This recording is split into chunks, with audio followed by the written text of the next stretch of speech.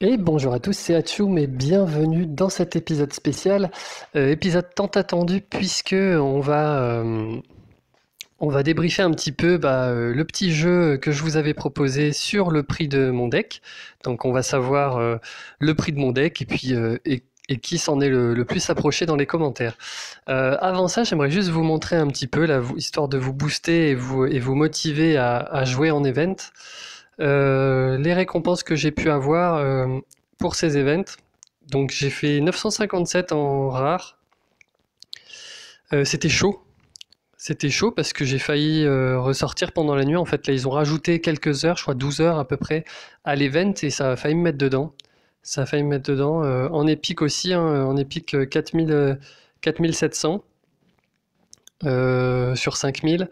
Et bon, en légendaire, j'avais un peu plus de marge, je visais le top 10 000, donc ça, c'était ok. Mais voilà, ça fait quand même pas mal de matériaux au final, hein.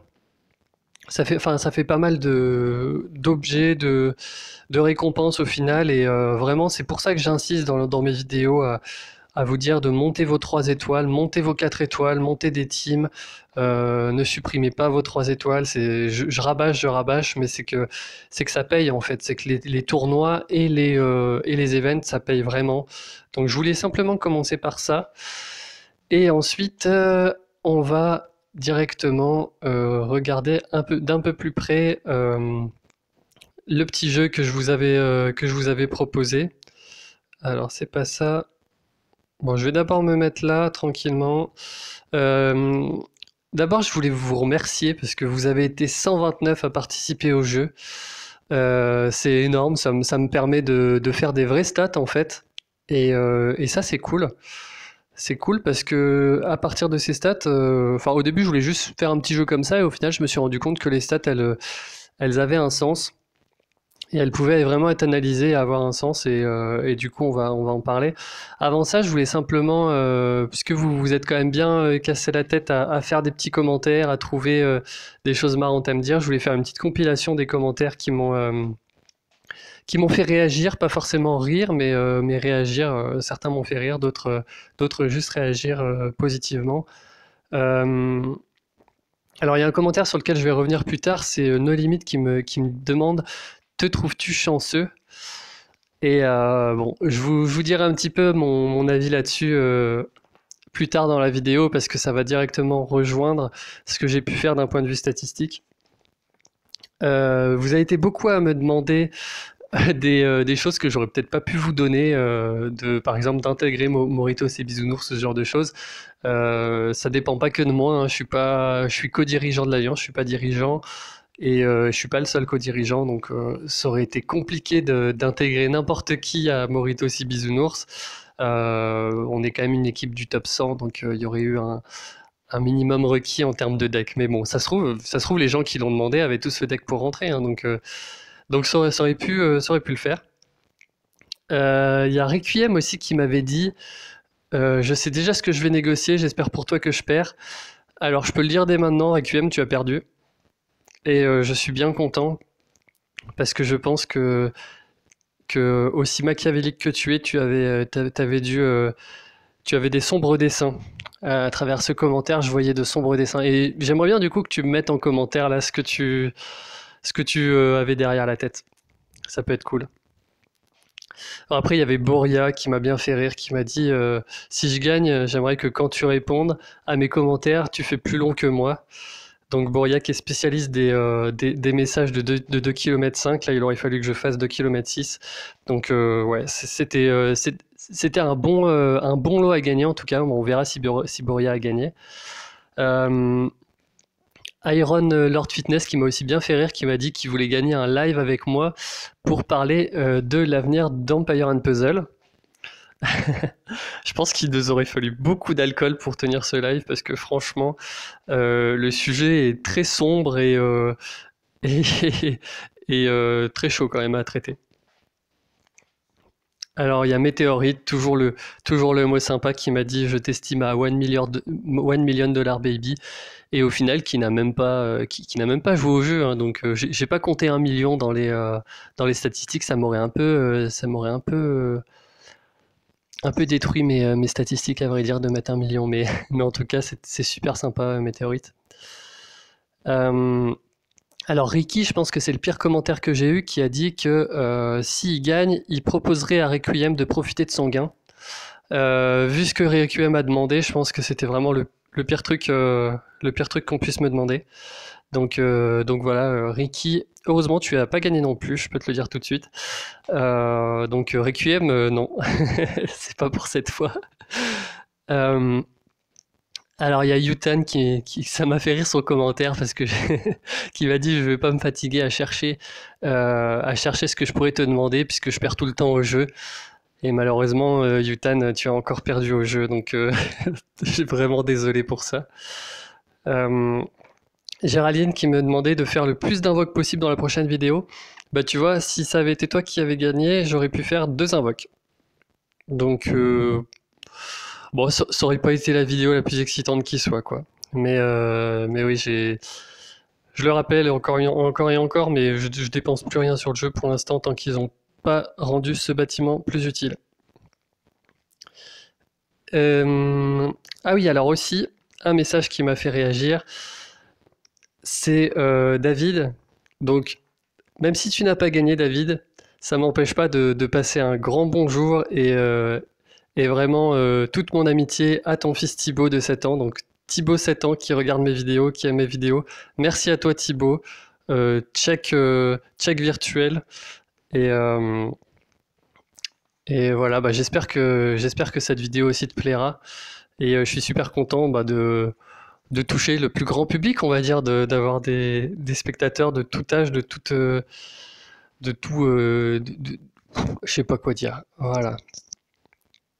Il y a Tilim aussi qui a dit je souhaite 3 petits points que tu ne changes rien, ça c'est vraiment super sympa. Un autre commentaire assez rigolo, c'est Dux qui me disait de présenter mes 5 prochaines vidéos façon OPS. Franchement, bon, j'aurais demandé son accord à OPS d'abord parce qu'il y aurait eu forcément un petit peu de parodie. Euh, mais franchement, ça aurait pu être un truc rigolo. Bon, malheureusement, c'est pas Dox qui a gagné. Et enfin, Subarix qui m'avait demandé de faire le prochain tournoi 5 étoiles avec des 4 étoiles pour voir l'influence de la puissance de la défense sur les adversaires. Alors, ça aurait pu être marrant d'attaquer avec des 4 étoiles, même si ça aurait été très très très dur, je pense. Par contre, la défense, ça a vraiment aucun impact, ça a déjà été vérifié. Je pense que le matching des tournois raid est à peu près similaire à celui en GDA. Ça veut dire que le jeu prend en compte un certain nombre de héros qui se plient aux règles du tournoi. Donc par exemple, actuellement on est en 5 étoiles, 5 étoiles sans vert. Il va prendre dans mon deck, je sais pas combien, peut-être 10, peut-être 15 héros, 5 étoiles sans vert, et il va cumuler leur puissance, il va calculer la puissance cumulée, et le matching va se faire à partir de cette valeur-là. Je pense que c'est comme ça que ça marche en fait. Vu qu'ils ont le même système en GDA et que ça marche plutôt bien bon, quand les adversaires sont le même nombre. Je pense qu'ils ont fait pareil, puis ils se sont pas fait chier, je pense qu'ils ont fait pareil pour les tournois raid. Bon voilà, c'était une petite introduction. En tout cas, merci pour tous vos commentaires. Bon là, j'ai pas cité tous les commentaires, sinon on aurait pris 1 heure, mais vraiment, ça m'a fait chaud au cœur de lire tous vos messages et de voir que vous étiez vraiment impliqués dans ce type de vidéo fun. Maintenant, on va passer aux statistiques. Alors, je vais mettre un peu la vidéo en pause. Et voici directement le résultat de vos estimations, tout simplement, graphiquement. Donc j'ai fait des intervalles, entre 0 et 400 euros d'estimation de mon deck, 400, 800, 800, 1200, etc., etc. J'ai un peu élargi sur la fin parce que au final, il y a beaucoup de personnes quand même qui ont donné des prix supérieurs à 1800 euros. Là, donc après, j'ai un peu élargi les intervalles. Assez intéressant. Je pensais pas, au final, je pensais pas que ce serait si intéressant de faire ce petit jeu, mais je trouve que ça montre pas mal de choses. Comment dire, ça renforce un petit peu ce que je dis récemment sur le jeu. sur le fait que, alors dans un premier temps, moi ce qui m'intéresse, c'est l'écart type. Donc bon, je l'ai mis en tout dernier là, mais l'écart type, je trouve que c'est vraiment évocateur en fait d'un phénomène qui se passe dans le jeu. Donc un écart type de 1800 €, qu'est-ce que ça veut dire? L'écart type, c'est un écart moyen à la moyenne. Ça veut dire qu'on prend chaque valeur et on regarde l'écart par rapport à la moyenne. Euh, bon, on fait en gros, on fait la moyenne de tous les écarts à la moyenne. Donc, donc un écart type de 1800 €, ça veut dire que genre il y a une dispersion énorme des résultats. Ça veut dire que les gens, il y en a qui disent 200, il y en a qui disent 400, il y en a qui disent 1200, il y en a qui disent 4000, il y en a qui disent 3000. Voilà, c'est complètement, c'est ultra dispersé. Et pour moi, ça révèle quelque chose, c'est que je pense que vous avez fait ces estimations en fonction de la chance aussi que vous avez eue. Vous avez confronté à la chance que vous avez eue sur le jeu, ou alors que vous avez pu voir dans votre entourage, dans votre alliance. Et le fait qu'il y ait un écart type de 1800, ça me dit bah, qu'en fait, là, on voit en fait le facteur chance qu'il y a dans le jeu, en fait. Ça veut dire que quand vous voyez mon deck, il y en a qui se disent, bah, comparé à ce que j'ai mis, je pense que c'est un deck à 200 €. Et d'autres donc, ça veut dire que ce sont des gens très chanceux. Et il y en a qui se disent, oula, là, il y a quand même beaucoup de héros. Ah, c'est un deck à 4000 € ça. Putain, c'est quand même ouf. Moi, je trouve qu'on arrive à une conclusion aussi diamétralement opposée avec finalement les mêmes données d'entrée. Donc je trouve que déjà, cette valeur d'écart type, elle est vraiment. Bah, elle montre que bah, les pourcentages qu'on a en invocation se répercutent directement là. En fait, c'est tellement des pourcentages qui sont faibles que ça crée une dispersion énorme entre les decks et le moindre petit coup de chance va avoir un impact énorme en fait dans la valeur qu'on va estimer d'un deck. Et puis on le voit, un min et max. Bon, le max, je pense que c'est quelqu'un qui a un peu trollé, qui a un peu fait exprès de mettre une valeur très haute. Je pense que c'était stratégique, c'était histoire de dire, tiens, il y a tout le monde qui a fait inférieur à 4000. Si vraiment le deck est plus cher, au moins je suis sûr d'être le plus proche. Bon, après, là, on est quand même assez loin du compte. Mais bon, voilà, minimum 220, maximum 15 000. Je pense que la médiane, elle est très évocatrice. La médiane aussi, 1480, pour moi, je l'analyse comme sur 129 personnes, ce qui est quand même un échantillon assez pas mal. Ça veut dire qu'il y a la moitié des 129 qui sont en dessous 1480 et la moitié qui sont au-dessus. Et donc cette médiane, pour moi, ça veut dire que c'est le prix de mon deck. C'est le prix que devrait valoir mon deck en tout cas. Donc on va voir après sa vraie valeur, mais aux yeux d'une communauté, d'une moyenne des personnes qui voient mon deck, vont penser à 1480.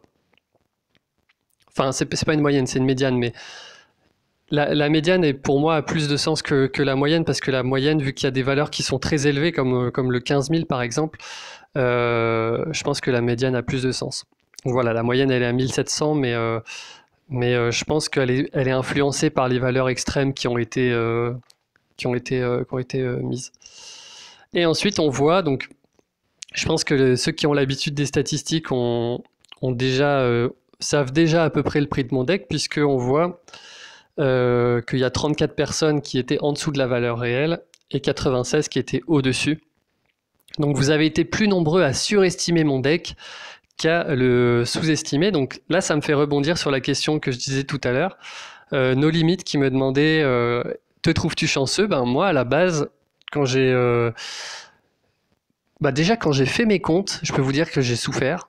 Quand j'ai fait mes comptes, que j'ai compté, je trouvais que déjà la valeur que j'avais obtenue, c'était beaucoup.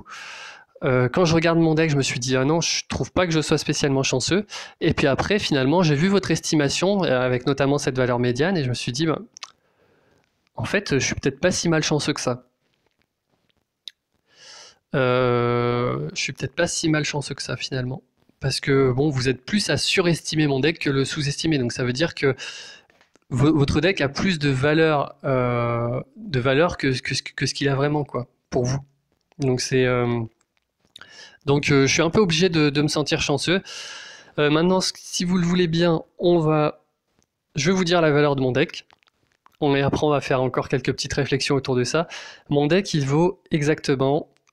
Alors attendez, il faut que je trouve un truc. Je sais pas si vous allez entendre. C'est un roulement de tambour. 984,42 euros. C'était le juste prix à deviner. Donc, le gagnant, c'est Bunyan Sama, qui a estimé mon deck à 980 euros, qui dans les commentaires ne m'a rien demandé. Donc Bunyan Sama, si tu veux me demander quelque chose, tu as encore une chance de le faire en commentaire de cette vidéo. Quelque chose de raisonnable. Mais en tout cas, bien joué à toi d'avoir bien estimé mon deck. Donc 980 euros pour 984, c'était très proche. Donc voilà, moi déjà 984 pour, dans mon échelle de grandeur d'investissement dans un jeu vidéo sur mobile, ça me semble énorme. Vraiment, ça me semble énorme. À titre de comparaison, je joue à League of Legends et Teamfight Tactics qui sont sur la même plateforme de jeu Riot Games depuis 10 ans. J'y joue depuis 10 ans et j'ai dépensé moins de 500 euros dans ces jeux en 10 ans. Alors que là, en même pas 3 ans, j'ai dépensé quasiment 1000 euros. Sachant en plus que League of Legends, c'est un jeu compétitif, c'est un jeu qui a beaucoup plus, en termes de code, etc., c'est un jeu beaucoup plus chiadé. Hein. Y a rien à voir entre League of Legends et puis même Teamfight Tactics, c'est un vrai jeu qui maintenant commence à être compétitif, etc. Donc, pourquoi je dis compétitif? Parce qu'en général, un jeu qui est compétitif, ça veut dire que c'est un jeu qui est équilibré, ça veut dire que c'est un jeu qui est jouable et rejouable, et qu'il y a une assez grosse communauté autour. Donc voilà, je trouve que c'est 984 euros, c'est vraiment beaucoup. Et pourtant, vous avez été plus à me dire que mon deck était plus cher que ça, donc ouais, peut-être que je suis chanceux. En tout cas, je voulais simplement vous montrer, pour montrer ces écarts, en fait, justement, cette dispersion. Je voulais vous montrer un autre deck. Alors, c'est ce deck-là. C'est le deck de ma copine. Je vais vous le montrer tranquillement. Donc, voilà. Donc, c'est un deck, globalement, qui a moins de 5 étoiles que le mien. Si on regarde même les 5 étoiles d'événements et tout, il y en a un peu moins. Mais par contre, d'un point de vue purement valeur de deck, je trouve que son deck a beaucoup de valeur. Je vais vous dire le prix de son deck et vous allez halluciner, je pense. Donc là, essayez déjà, refaites l'exercice, essayez dans votre tête de donner un prix à ce deck. Donc voilà, en violet, il y a elle, c'est chat, hein, c'est des super bons persos. En vert, Ratatosker, Zéline, c'est vraiment... Kingston aussi, c'est vraiment des super persos à avoir. Là, on a Jean-François en héros du mois, Faiseur de tombe en héros du mois. Là, on a Rana, donc qui est dur à avoir. On a double Rana, ça fout un peu les boules d'avoir double Rana parce que c'est un héros dur à avoir d'événement. Et puis, quand on fait une deuxième invocation d'événement et qu'on a le même, c'est un peu la misère, quoi. Et là, on a Mickey, pour moi, qui est en bleu, qui est le personnage le plus recherché, en tout cas, par la communauté. Donc, ce deck-là, accrochez-vous, il vaut 220,15 euros. 220 euros, il vaut plus de 4 fois moins que le mien.